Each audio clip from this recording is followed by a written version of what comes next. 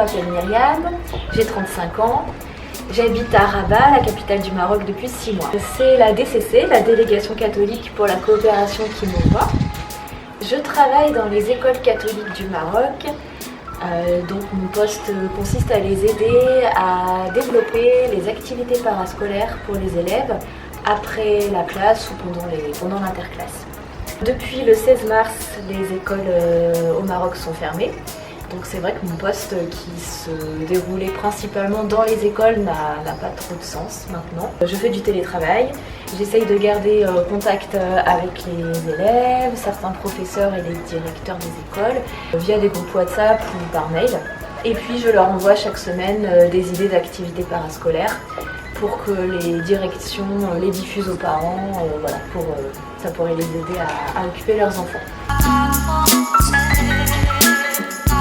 Mais c'est vrai que ça me prend pas toute la journée, donc c'est vrai que parfois on se sent un peu inutile. C'est pas évident, mais j'essaye de pas absolument proposer des choses juste pour moi, m'occuper. J'essaye de proposer quand même des choses utiles. Pendant ce confinement, du coup je vais pas me plaindre, j'ai tout ce qu'il me faut dans l'appartement où je suis logée par l'archevêché. Je profite un peu du jardin des voisins. C'est un couple d'anciens volontaires avec leurs enfants, donc grâce à eux je me sens pas isolée. Il y a tout ce qu'il faut dans le quartier pour aller faire quelques courses à 2 pas de chez moi, donc il n'y a vraiment pas de soucis majeurs. Le problème, comme pour tout le monde, c'est comment on occupe ce temps.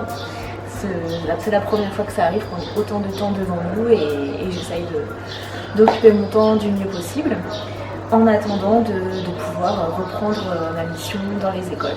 Le point positif dans ce confinement, je me dis que par exemple on entend les oiseaux, on voit la nature derrière moi, c'est quand même la nature la grande gagnante dans cette histoire parce que pendant que nous les êtres humains on est tous confinés chez nous, à se poser des questions, à se demander comment on va occuper notre temps justement, la nature elle s'en porte pas plus mal, voire même mieux.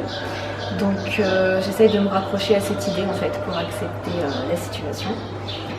Et puis j'espère qu'à la sortie du confinement, on aura quand même réfléchi à un nouveau fonctionnement pour essayer de la protéger au mieux, cette nature.